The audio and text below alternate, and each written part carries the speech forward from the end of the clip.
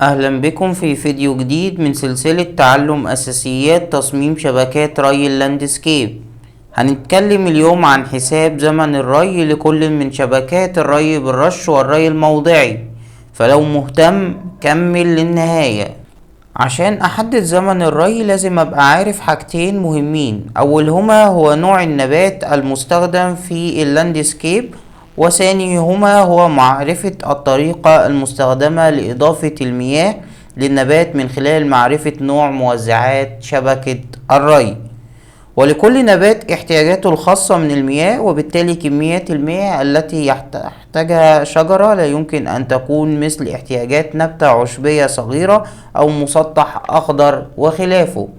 وطالما عرفنا احتياجات النبات وكمية المياه المضافة خلال وحدة الزمن، فإنه يمكن تقدير زمن الري بسهولة ويسر. طيب ايه هي انواع النباتات المستخدمة في اللاندسكيب؟ عندي اول حاجة الاشجار، ثم النخيل، ثم العشبيات ومغطيات التربة والحوليات، ثم المسطح الاخضر. دي اشهر انواع النباتات المستخدمة في اللاندسكيب عموما. طيب انا محتاج اعرف كل نبتة من النباتات دي ايه هي شكل موزعات شبكة الري، سواء الري بالرش او الري الموضعي اللي تناسب كل نبتة من دول، وبالتالي اقدر احسب كمية المية اللي هتوصل لكل نبتة من دي، ومن خلال معرفة الاحتياجات اقدر اقدر شبكة الري. طيب لو جينا اول حاجة للاشجار، فالاشجار بتحتاج نوع موزعات هي موزعات الري الموضعي، وبستخدم معاها بالتحديد البابلر، وهو شائع الاستخدام مع الاشجار، وغالبا بحتاج الى بابلر واحد ببتدي اركبه اسفل الشجرة بحيث ان يديها احتياجاتها. طب البابلر ده تصرفه في حدود قد ايه؟ تصرفه في حدود 60 لتر على الساعة، وببتدي اشوف احتياجات الشجرة، وبناء عليه هشوف هديها احتياجاتها في وقت قد ايه، ويبقى هو ده زمن الري. طيب تاني حاجة هقدر اتكلم عليها هي عبارة عن العشبيات ومغطيات التربة والنباتات الحولية، ودي برضو بتحتاج نوع الموزعات بتاعتي عبارة عن خراطيم الجي ار، وهو من الري الموضعي، وببتدي افرد خراطيم الجي ار بتاعتي بحيث ان يبقى المسافة ما بين الخرطوم والتاني عبارة عن نص متر، والمسافة ما بين النقاط والآخر على نفس الخرطوم هو نص متر، وبالتالي بلاقي عندي 4 نقطات في المتر المربع الواحد. فببتدي أشوف احتياجات العشبيات والحوليات ومغطيات التربة للمتر المربع، وابتدي أشوف كمية المياه اللي واصلة للمتر المربع، وبناء عليه ابتدي أحسب زمن الري الخاص بيا. طيب بعد كده عندي ايه؟ عندي النخيل، وبرضه بيحتاج شبكة الري الموضعي، وشبكة الري الموضعي غالبا بنستخدم معاها البابلر، واحتياجات النخيل تقريبا ضعف احتياجات الاشجار العادية، وبالتالي ممكن بدل ما استخدم 1 بابلر لا انا استخدم 2 بابلر بحيث يدوني احتياجات النخلة في نفس الزمن اللي انا محتاجه لري الاشجار، عشان فيما بعد وانا بصمم شبكة الري الموضعي اقدر احمل الشبكة بتاعة الاشجار والنخيل على نفس المحبس. طيب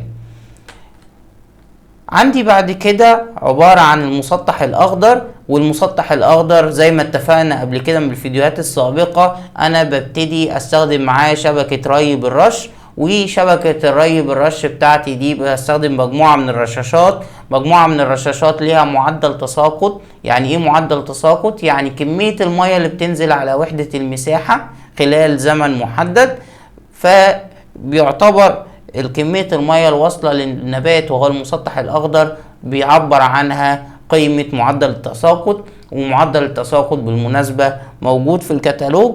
ونرجع للحلقة بتاعة قراءة الكتالوج، هنعرف بنجيب قيم معدلات التساقط ازاي بناء على نوع الرشاش المستخدم في ري المسطح الأخضر.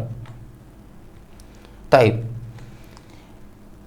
يبقى من خلال نوع نظام الري ببتدي احدد كمية المية الواصلة للنبات. وقلنا النبات ده يا اما شجرة يا اما نخلة يا اما عشبيات او جراوند كفر او حوليات او مسطح اخضر. طيب، ايه هي وحدة كمية المية الواصلة للنبات؟ بيبقى عندي لو نظام ري بالرش بيبقى مليمتر على الساعة، وده بنقول عليه معدل التساقط الخاص بالرشاش المستخدم. ولو ري موضعي بيبقى باللتر على الساعة، وده ليه علاقة بمواصفات النقاط او البابلر اللي انا بستخدمه. وبقدر احدد كمية المية الواصلة للنبات زي ما قلنا، بحدد عدد الموزعات وتصرف الموزع الواحد. فلو انا مستخدم 2 بابلر يبقى عدد الموزعات 2، وتصرف البابلر الواحد لو افترضنا انه 60 لتر يبقى 2 في 60 يبقى 120 لتر على الساعة. وده يبقى كده انا حسبت كمية المية الواصلة للنبات. طيب، انا عرفت وحددت نوع النباتات المستخدمة مع اللاندسكيب. لازم كل نوع من النباتات ابتدي احدد بالظبط ايه هي احتياجاته المائية. طيب، انا بحدد الاحتياجات المائية بناء على ايه؟ بيبقى في ارقام ثابتة بتبقى استرشادية للناس اللي بتصمم، بيبتدي يحدد بناء عليها احتياجات مائية للنباتات. ولكن الاحتياجات المائية من المعروف انها بتحسب من البيانات المناخية، وبنحسب حاجة اسمها البخر نتح المرجعي الاتينود، وبنضرب في معامل اللاندسكيب علشان اجيب الاحتياجات المائية لكل نبتة على حدة. طيب، ايه هي الارقام الثابتة اللي بنبتدي نستخدمها علشان نطلع زمن ري مظبوط؟ اول حاجة، لو انا عندي اشجار احتياجاتها اليومية من 60 ل 70 لتر، وعندي بعد كده النخيل ضعف كميات المياه اللي بيحتاجها الاشجار من 120 ل 140 لتر لكل يوم طبعا. وعندي بعد كده العشبيات والجراوند كفر والحوليات، دول كلهم بنسبهم للمتر المربع، والمتر المربع الواحد بيحتاج 16 لتر في اليوم. وبالمناسبة 16 لتر على المتر المربع هي وحدة 16 مليمتر، وبالتالي لو قال لي 16 لتر على المتر المربع على اليوم هي لو قال لي 16 مليمتر على اليوم، الوحدتين دول بيكافئوا بعض. طيب، بالنسبة للمسطح الأخضر بتختلف الاحتياجات المائية بتاعته تبعا للمنطقة اللي موجود فيها ودرجات الحرارة والموسم من السنة، ولكن بتتراوح الاحتياجات المائية للمسطح الأخضر ما بين 8 ل 12 ملم على اليوم. ومعظم الناس بتتعامل مع المتوسط ان هو 10 ملم على اليوم. ولكن في أنظمة الري المتحكم فيها بكنترول، والكنترول ملحق بيه ويزر ستيشن، بيقدر يحسب كميات المية اليومية اللي انا محتاجها، وبيكون طبعا بيوفر كميات مية اعلى بكتير من اني اخلي فيه رقم يومي ثابت. طيب، يبقى دي الاحتياجات المائية بتاعتي. طيب، لو هاجي ادي امثلة لحساب زمن الري، تعالوا نبص كده على المثال الاول. انا عايز احسب زمن ري لمجموعة من الاشجار او المحبس اللي بيخدم مجموعة من الاشجار، فبقول الاحتياجات المائية للشجرة على التصرف الواصل للشجرة الواحدة. اتفقنا عشان احسب زمن الري لازم ابقى عارف احتياجات، ولازم ابقى عارف تصرف او كمية المية الواصلة للنبات. فالاحتياجات المائية هنقسمها على التصرف الواصل للشجرة، ومن هنا نقدر نقول ان التصرف الواصل للشجرة بيساوي عدد الموزعات في تصرف الموزع الواحد. فانا لو هستخدم 1 بابلر 1 بابلر مع الشجرة. تصرف البابلر الواحد 60 لتر على الساعة، يبقى التصرف الواصل للشجرة 60 لتر على الساعة، واحتياجاتها 60، يبقى أنا هقدر أديها احتياجاتها خلال زمن ساعة واحدة. طيب ناخد مثال تاني. لو أنا عايز أحسب زمن ري النخيل، عندي الاحتياجات المائية للنخلة في اليوم على التصرف الواصل للنخلة. الاحتياجات المائية للنخلة في اليوم قلنا من 120 ل 140، فلو افترضنا ان الاحتياجات 120 هقسم على عدد الموزعات في تصرف الموزع الواحد. قلنا النخلة بتحتاج ضعف كميات المياه تقريبا عن الأشجار، فهستخدم 2 بابلر، وتصرف البابلر الواحد 60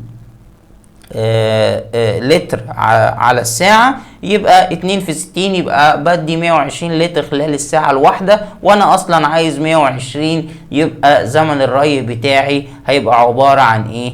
عن ساعة واحدة. طيب لو جينا نحسب زمن ري العشبيات او الحوليات او الجراوند كفرز، عندي احتياجات مائية لكل متر مربع على التصرف الواصل لكل متر مربع، واتفقنا ان انا بنسب الاحتياجات المائية بتاعتي بالمتر للمتر المربع. والاحتياجات المائية عندي هنا اتفقنا ان هي 16 لتر على المتر المربع على اليوم، وعندي هنا هستخدم عدد 4 نقطات. اتفقنا ان عندي 4 نقطات في المتر المربع الواحد، وتصرف النقاط الواحد بيكون 4 لتر، يبقى 4 في 4 ب16 لتر على المتر المربع، وانا احتياجاتي 16 لتر على المتر المربع. لما اقسمهم على بعض يبقى انا اقدر ادي زمن الري بتاعي او كمية المياه اللي انا محتاجها بتاعتي خلال 1 ساعة. طيب مثال اخر، لو عندي زمن ري المسطح الاخضر انا عايز احسبه، هو بيساوي الاحتياجات المائية للمسطح على معدل التساقط. خد بالك هنا بدام استخدمت رشاشات يبقى انا ما بقولش كمية المياه الواصلة للنبات، بقول معدل تساقط الرشاش. ومعدل تساقط الرشاش اتفقنا ان احنا بنجيبه من خلال الكتالوج الرشاش، وارجع للفيديو رقم 2 في السلسلة، هتلاقي فيه ازاي بختار نوع الرشاش وازاي بطلع معدل التساقط من الكتالوج.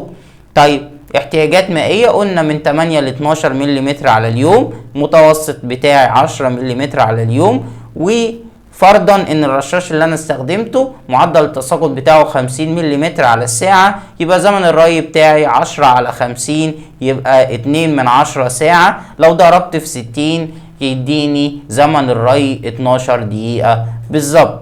يبقى احنا كده عشان احسب زمن الري لازم اعرف حاجتين مهمين، ايه هي النباتات اللي انا مستخدمها، وبالتالي هعرف ايه هي احتياجاتها المائية، ثم بحدد نظام الري عشان اعرف كمية المية الواصلة للنبات قد ايه بالظبط. لو جيت قسمت احتياجات على كمية مية واصلة للنبات، سواء بقى انا بستخدم ري موضعي فيبقى كميات مية واصلة للنبتة قد كام بالظبط باللتر على الساعة، او بستخدم ري بالرش يبقى معدل التساقط كام مليمتر على الساعة، ثم بقسم احتياجات على كمية مية واصلة للنبات، يبقى اقدر احسب زمن الري. اتمنى تكون الفكرة وصلت والامور واضحة، وبالتوفيق ان شاء الله، وبشكركم والسلام عليكم ورحمة الله وبركاته.